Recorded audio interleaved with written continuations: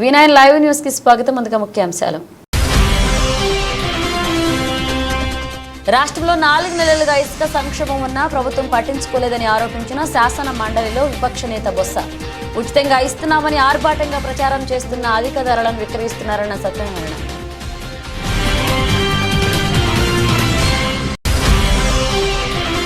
ఈ నెల 14వ తేదీ నుంచి 20వ తేదీ వరకు వారం రోజుల పాటు రాష్ట్ర వ్యాప్తంగా పల్లె పండుగ ప్రారంభిస్తున్నట్లుగా వెల్లడించిన కలెక్టర్. శ్రీకాకుళంలో అన్ని పంచాయతీల్లో 3071 పనులకు నిధులు విడుదల చేసినట్లుగా వెల్లడించిన స్వప్నిల్ దినకర్ పుట్కర్.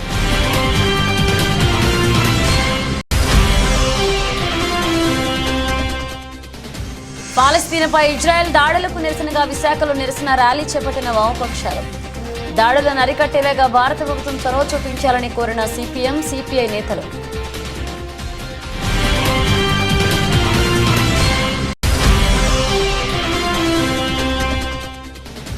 కాకినాడ జిల్లా పిఠాపురం నియోజకవర్గం అమానుషం. మైనర్ బాలిక కిడ్నాప్ చేసి లైంగిక దాడికి పాల్పడిన అధికార పార్టీ టీడీపీకి చెందిన జాన్ అనే ఆటో డ్రైవర్.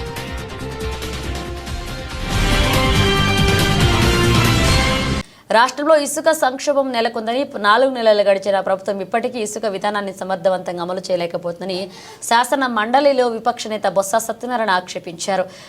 లాసన్స్ బే కాలనీలోని కార్యాలయంలో సోమవారం మీడియాతో మాట్లాడుతూ ప్రభుత్వం నిర్వాహకం వల్ల నిర్మాణ రంగం కుదేలు కాగా దానిపై ఆధారపడిన కార్మికులు ఉపాధి కోల్పోయి ఇబ్బంది పడుతున్నారన్నారు. ఇసుక ఉచితంగా ఇస్తున్నామని ప్రభుత్వం ఆర్భాటంగా ప్రచారం చేస్తున్నా వాస్తవానికి గత ప్రభుత్వంతో కంటే ఎక్కువ ధరకు సరఫరా చేస్తున్నారన్నారు.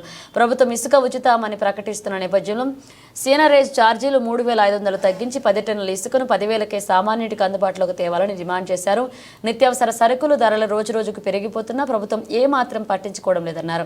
కేంద్ర ప్రభుత్వం చంద్రబాబు, పవన్ కళ్యాణ్ భాగస్వాములు కాబట్టి స్టీల్ ప్లాంట్ ప్రైవేటీకరణ అడ్డుకోవాలన్నారు. ఇక ఏడాదిలో మార్చిలో విశాఖ పోర్టులో 25,000 కేజీల డ్రగ్స్ కంటైనర్ కేసుపై సీఎం, డీజీపీ, సిబిఐకి లేఖ రాస్తామన్నారు. ఒక భవన కార్మికులు ఖాళీగా ఉంటే కన్స్ట్రక్షన్ యాక్టివిటీ తగ్గితే అటు రాష్ట్రం జీడీపీకి ఎఫెక్ట్ అవుద్ది, ఇటు సామాన్య దాని మీద ఎవరైతే జీవనోత్పాదన ఉంటున్న సుమారు 25-26 యాక్టివిటీస్ చేస్తున్న వాళ్ళందరూ కూడా ఇబ్బంది పడే పరిస్థితి ఉంది.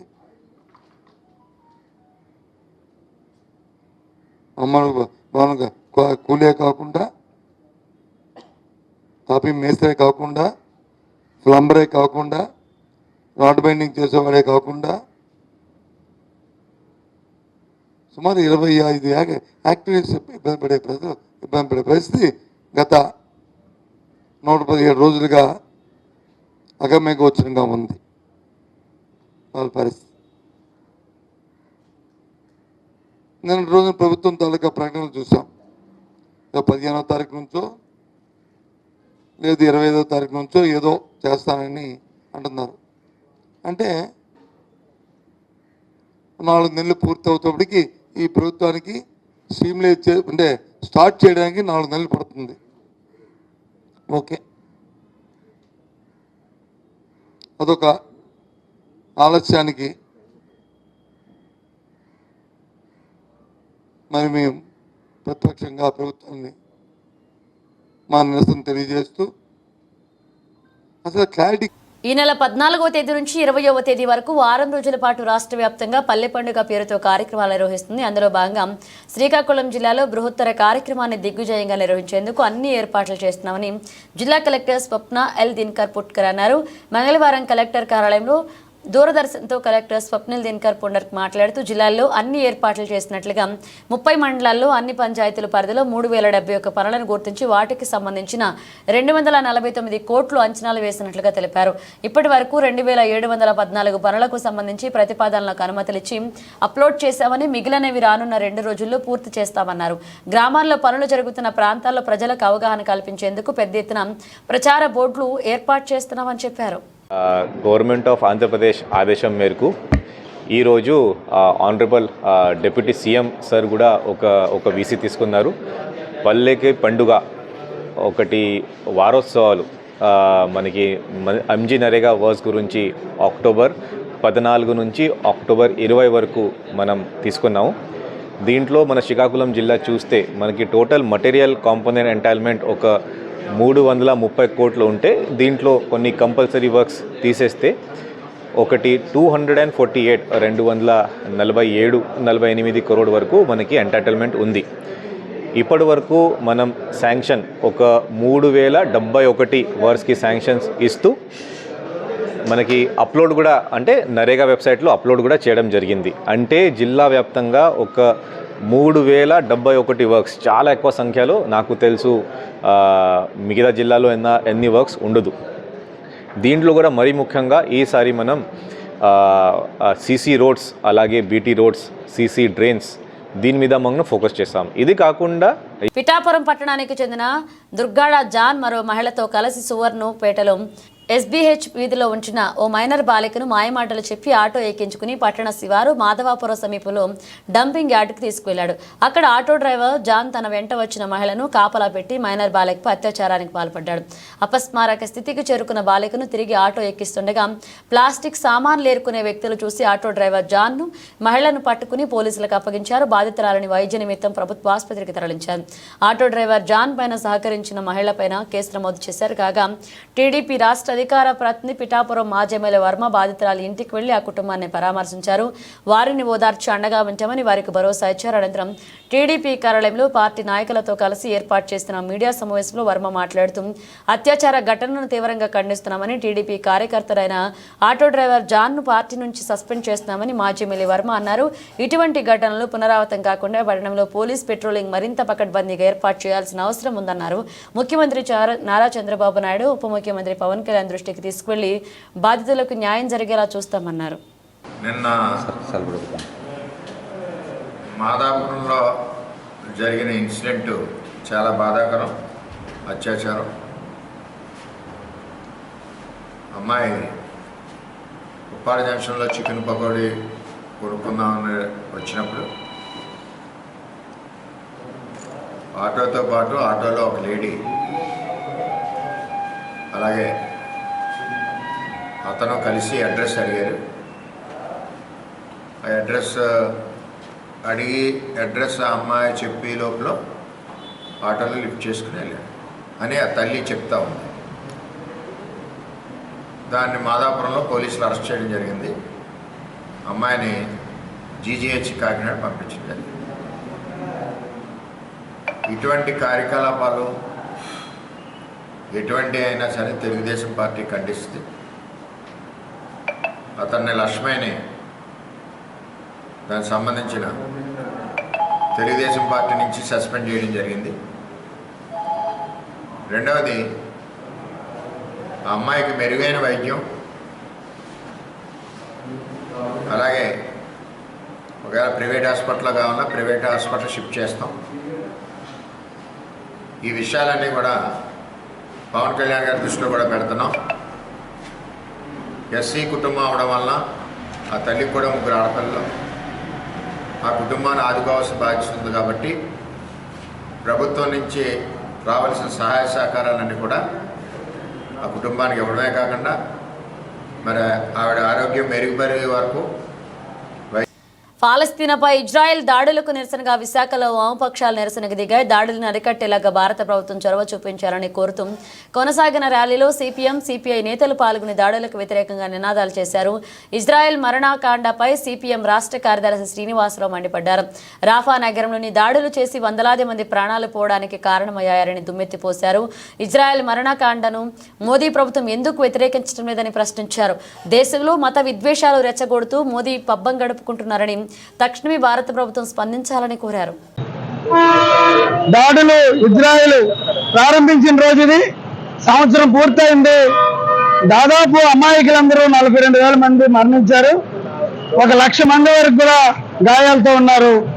ఎంత జరిగినా మన భారత ప్రధానమంత్రి గారు భారతదేశ ఔన్నత్యాన్ని ప్రపంచంలో తాకట్టు పెట్టినట్టు అమెరికన్ సామ్రాజ్యవాదుల అంగరంగంతో ఇజ్రాయెల్కి మద్దతుగా ఉన్నారు తప్పితే ఈ ప్రపంచంలో ఉన్న దేశాలన్నీ పాలస్తీనాకి సంఘీభావం ప్రకటిస్తున్నా ఏమాత్రం చలించకుండా ఈయన నిమ్మకి నీరెత్తినట్టు ఇజ్రాయెల్కి మద్దతు తెలపడం అంటే ఈయన మరొక హిట్లర్ అని వామపక్షాలుగా మేము భావిస్తున్నాం. హిట్లర్ కూడా సర్వనాశనం అయిపోయాడు. అంతకన్నా ఈయన గొప్పవాడు కాదు. అందుకనే ఈ రోజు ఇదే రోజు ఇజ్రాయెల్ దుర్మార్గంగా పాలిస్తాన్ మీద దాడి చేసింది. ఆ రోజు నుంచి ఈ రోజు దాకా 50,000 మంది అమాయక ప్రజలను బలి తీసుకుంది. వృద్ధులు, గర్భిణీ స్త్రీలు, పిల్లలు విశిక్షణ రహితంగా ఆసుపత్రుల మీద, స్కూళ్ళ మీద బాంబుల వర్షం కురిపించి మారణ హోమానికి పాల్పడింది. ప్రపంచం అంతా కూడా ఖండిస్తున్నా సరే సిగ్గు శరం లేకుండా అమెరికా మద్దతుతోటి ఒంటరి పాటైనా సరే ఇజ్రాయెల్ దాష్టీకానికి పాల్పడింది. ఇప్పటికైనా సరే ఇజ్రాయెల్ యుద్ధాన్ని ఆపి పాలస్తీనాకు పూర్తి స్వాతంత్రాన్ని, స్వేచ్ఛని ప్రసాదించి దాన్ని ఒక దేశంగా గుర్తించాలి. మేము డిమాండ్ చేస్తున్నాం. పాలస్తీనా, ఇజ్రాయెల్ 2 దేశాలు ఉండాలి, పక్కపక్కన ఉండాలి, శాంతి సామరస్యాలతో కలిసిమెలిసి ఉండాలి అని చెప్పి మేము కోరుతున్నాం.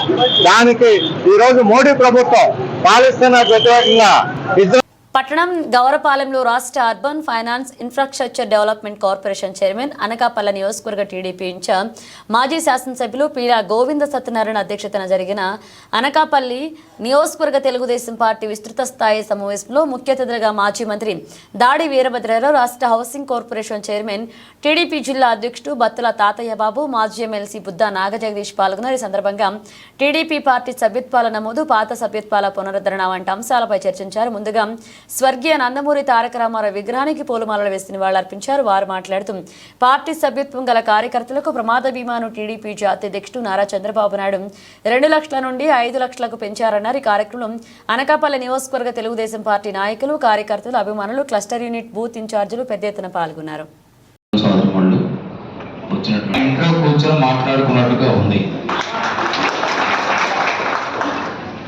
ఇలాంటి వాతావరణాన్ని తరచూ ఏర్పాటు చేయాల్సిందిగా మా గోవింద సత్యనారాయణ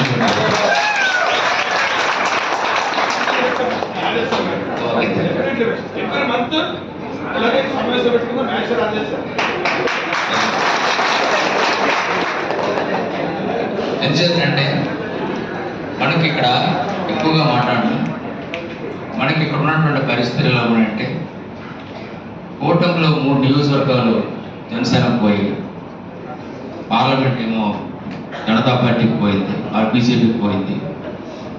మనకి మిగిలివి అనకాపల్లి వరకు వస్తే, అనకాపల్లి నియోజకవర్గాల వరకు వస్తే మనకి ఏ అధికారులు మిగలలేదు, మనం తప్ప.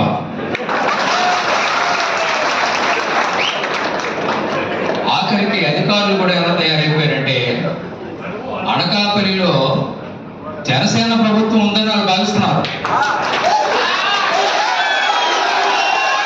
హైందవ ధర్మాన్ని విశ్వవ్యాప్తం చేసేందుకు ప్రధానమంత్రి నరేంద్ర మోదీ చేస్తున్న కృషి వెలకట్టలేనిదని శ్రీకాకుళం జిల్లా శ్రీకుర్మాం ఆలయ కార్యనిర్వహణాధికారి జి గురునాథరావు అన్నారు. మంగళవారం శ్రీకాకుళం నగరంలో ఆదిత్య జుంబా నడక సంఘ ఆధ్వర్యంలో విశాఖపట్నం నుండి కలకత్తా సైకిల్పై వెళ్తున్న మహేంద్ర అనే యాత్రికునికి శ్రీకాకుళంలో స్వాగతం పలికారు. హిందూ ధర్మ ప్రచార పరిషత్ ట్రస్ట్ ఆధ్వర్యంలో మహేంద్రకు సంఘీభావం తెలిపారు.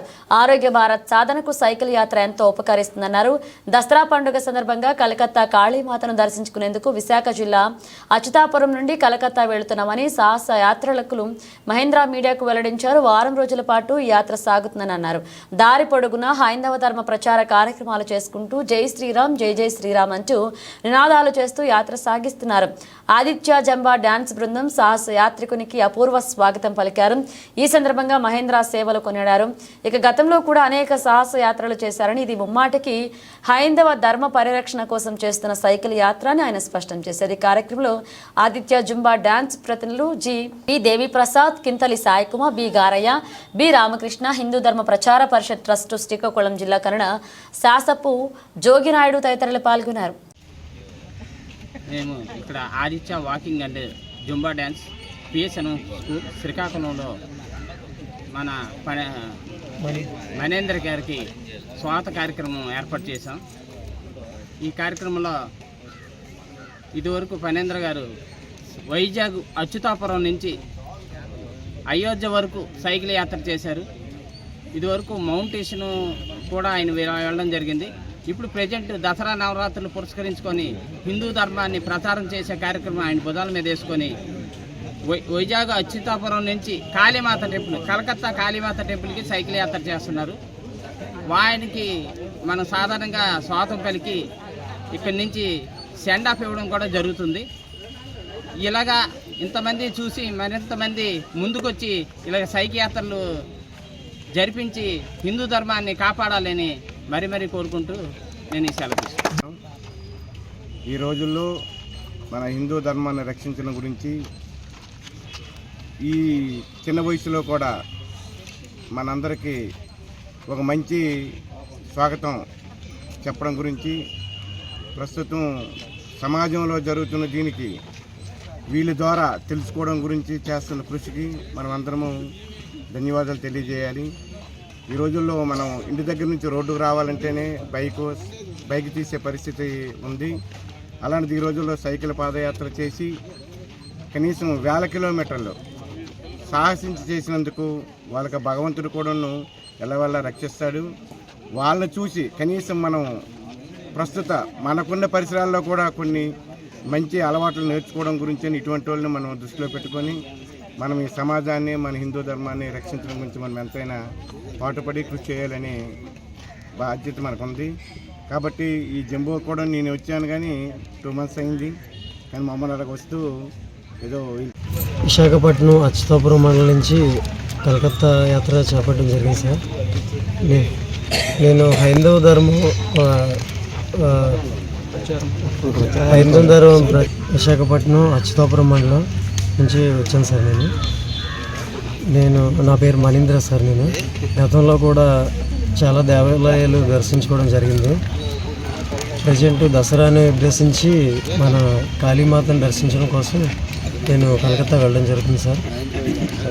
సైకిల్ పైన ఎవరు ఇలా చేసేది చాలా తక్కువ సార్. ఇప్పుడున్న జనరేషన్లో ఇలా చేసేది చాలా తక్కువ మంది ఉన్నారు సార్. అది కొద్దిగా అందరికీ కొద్దిగా ఇన్స్పిరేషన్గా ఉండడం కోసం నేను ఈ యాత్ర చేపట్టడం జరిగింది సార్. అందరూ నన్ను చూసి ఇంకొకళ్ళైనా వెళ్తారు, అందరూ వీడియోల కోసం అది వెళ్తూ ఉంటారు. అలా వీడియోల కోసం అది కాదు సార్, మన హిందూ ధర్మాన్ని రక్షించడం కోసం నేను వెళ్తూ ఉన్నాను సార్. మన A1 మన శ్రీకాకుళం చేరుకోవడం జరిగింది సార్. లాస్ట్ ఇయర్ నేను కలకత్తా కూడా వెళ్ళడం జరిగింది సార్. లాస్ట్ ఇయర్ కూడా నాకు జోగినాయుడు గారు మన సారు కలిపి మన ప్రసాద్ గారు ఆదిత్య హోటల్లో ఆతిథ్యం కల్పించారు సార్.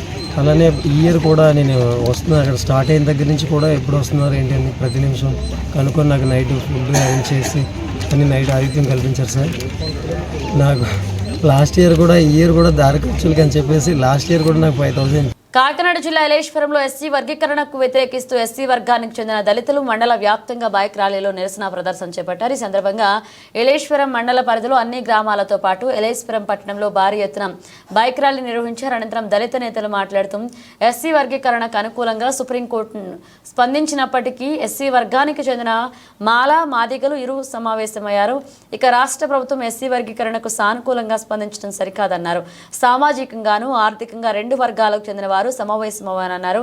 ఇక అటువంటి మమ్మల్ని వేరు చేసే ప్రయత్నం ప్రభుత్వం చేయడం సగదన్నారు.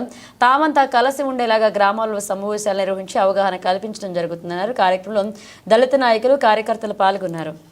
ఎస్సీ వర్గీకరణ ఆయా రాష్ట్రాలు అమలు చేసుకోవచ్చని ఆగస్టు 1వ తారీఖున మన భారతదేశ అత్యున్నత న్యాయస్థానం తీర్పునివ్వడం జరిగింది. అయితే ఎస్సీ వర్గీకరణ అవసరం లేదు, ఎస్సీ వర్గీకరణ అనేది కోర్టు తీర్పు చెప్పజాలదు, అది చట్టం భారత పార్లమెంట్లో జరగాలనేటటువంటి వాదన కూడా ఉంది. దానికి భిన్నంగా సుప్రీంకోర్టు తీర్పు ఇవ్వడం అనేటటువంటిది జరిగినప్పుడు ఈవేళ ఈ ఆంధ్రప్రదేశ్ ప్రభుత్వం సుప్రీంకోర్టు తీర్పుని అనంతరం ఆంధ్రప్రదేశ్ ప్రభుత్వం ఎస్సీ వర్గీకరణ చేయడానికి సిద్ధంగా ఉందని చెప్పి చంద్రబాబు నాయుడు గారు చెప్పడం జరిగింది.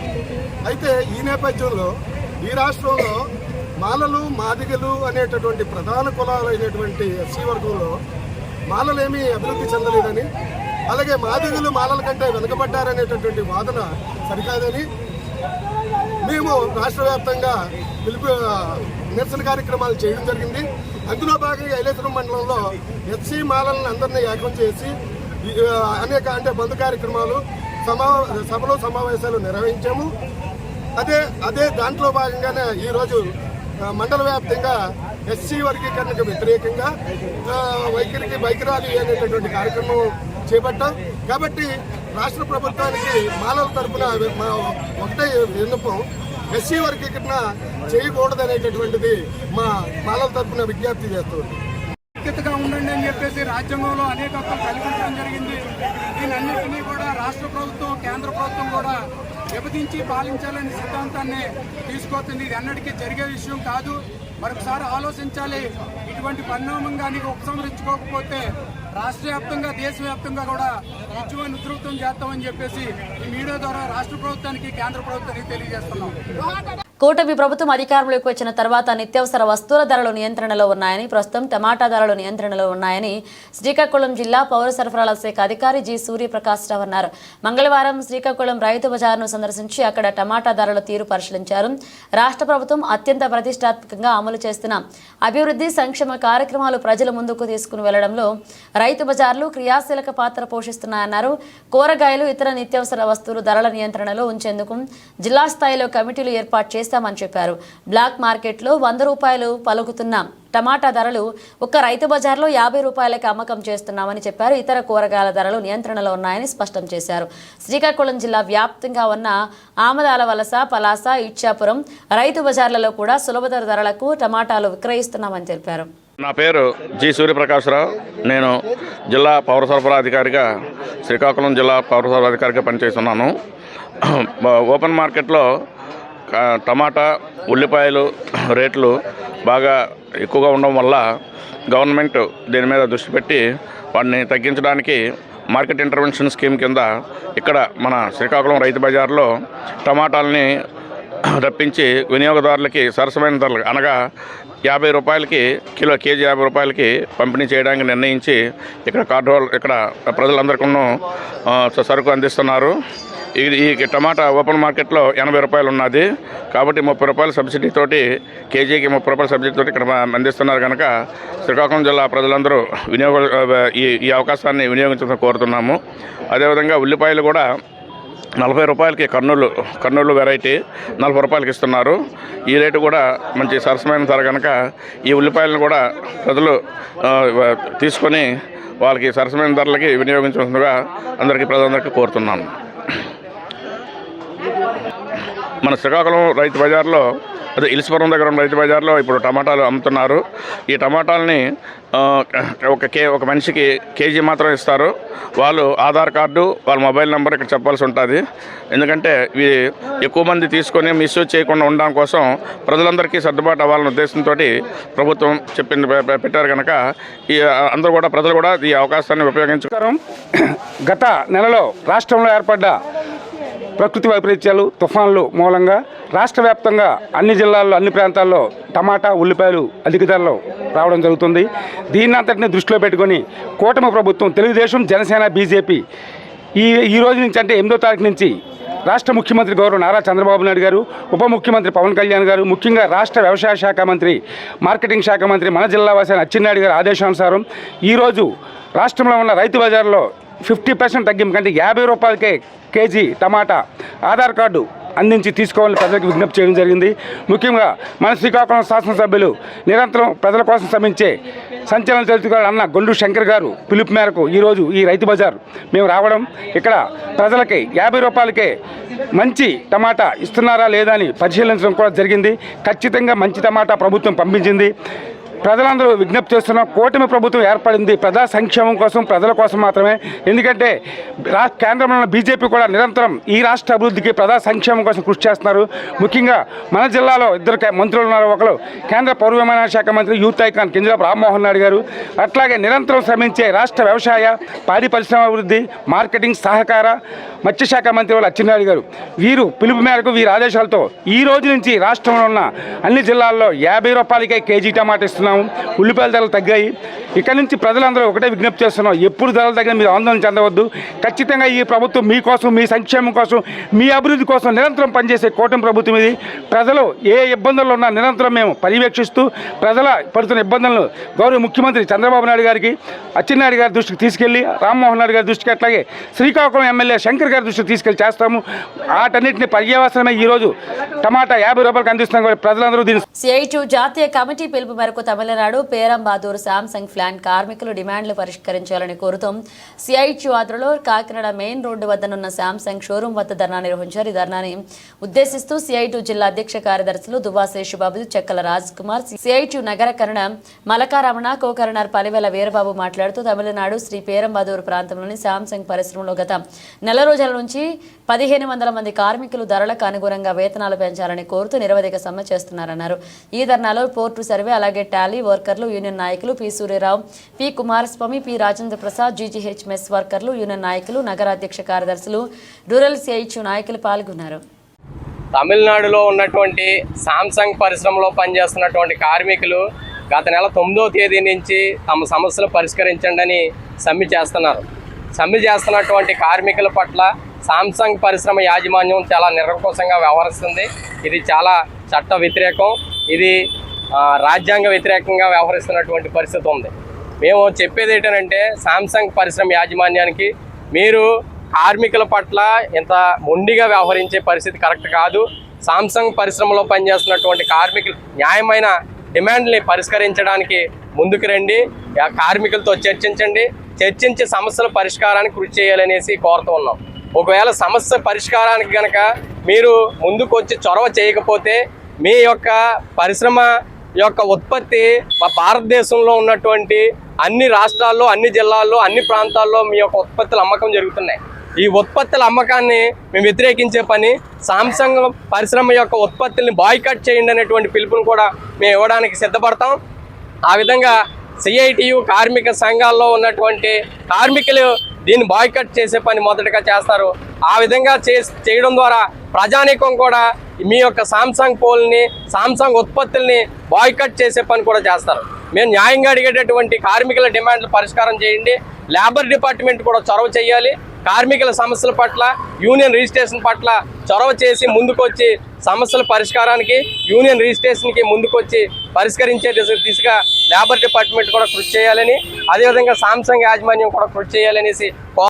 దేశ ప్రజలారా, ముఖ్యంగా కార్మిక వర్గ మిత్రులారా, బీజేపీ ఎంత నిరంకుశంగా, ఎంత మోసపూరితంగా పాలన సాగిస్తుందో అర్థం చేసుకోవాలని సిఐటి తరఫున విజ్ఞప్తి చేస్తున్నాం. దేశవ్యాప్తంగా భారత కార్మిక వర్గం స్వాతంత్ర పోరాట కాలం నుండే సాధించుకున్న కార్మిక చట్టాలన్నింటినీ 4 లేబర్ కోడ్లుగా మార్చేసి విదేశీ, స్వదేశీ కార్పొరేట్ కంపెనీలకి కార్మిక వర్గాన్ని బానిసలుగా మార్చే ప్రయత్నం చేస్తుందని చాలా కాలం చెప్తూ వస్తున్నాం. బీజేపీ వారి మాటలన్నీ మోసపూరితమని ఎలా చెప్తామనంటే, మీ అందరికీ తెలుసు, వారు ఎప్పుడు స్వదేశీ అని చాలా ప్రగల్భాలు పలికేవారు. కానీ 2014లో అధికారం చేపట్టినప్పటి నుంచి విదేశీ అని జపం చేసుకుంటూ పోతూ ఉన్నారు. దానికి ఉదాహరణే సౌత్ కొరియాకి చెందిన శాంసంగ్ కంపెనీలో తమిళనాడులో పనిచేస్తున్నటువంటి కార్మిక వర్గ హక్కుల్ని పెద్ద ఎత్తున కాలరాయడం జరుగుతుంది. భారతదేశం గురించి, జాతీయత గురించి గొప్పగా ప్రగల్భాలు పలికే బీజేపీ కేంద్ర ప్రభుత్వం ఎందుకు సౌత్ కొరియాకు చెందిన కంపెనీలో ఉన్న తమిళనాడుకు చెందిన భారత కార్మికుల సమస్యల పరిష్కారానికి పూనుకోవడం లేదని ప్రశ్నిస్తున్నాం. అందుచేత కార్మిక వర్గం ముందుకు రావాలి. యూనియన్లతో నిమిత్తం లేకుండా హక్కుల సాధన. బులెటిన్ ముగించే ముందు హెడ్లైన్స్ మరోసారి. రాష్ట్రంలో 4 నెలలుగా ఇసుక సంక్షోభం ఉన్నా ప్రభుత్వం పట్టించుకోలేదని ఆరోపించిన శాసన మండలిలో విపక్ష నేత బొత్స. ఉచితంగా ఇస్తున్నామని ఆర్భాటంగా ప్రచారం చేస్తున్న అధిక ధరలను విక్రయిస్తున్నారన్న సత్యనారాయణ.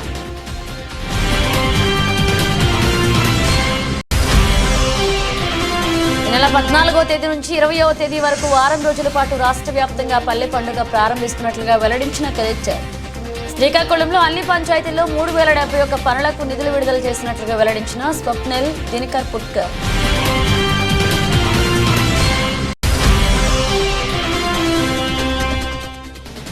పాలస్తీనాపై ఇజ్రాయెల్ దాడులకు నిరసనగా విశాఖలో నిరసన ర్యాలీ చేపట్టిన వామపక్షాలు. దాడులను అరికట్టేలాగా భారత ప్రభుత్వం చొరవ చూపించాలని కోరిన సిపిఎం, సిపిఐ నేతలు.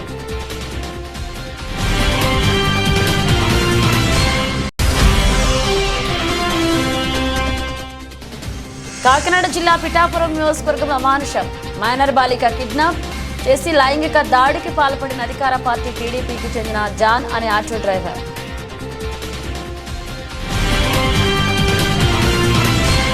ఇవి బులెటిన్ అప్డేట్స్. మరిన్ని అప్డేట్స్తో మళ్ళీ కలుద్దాం.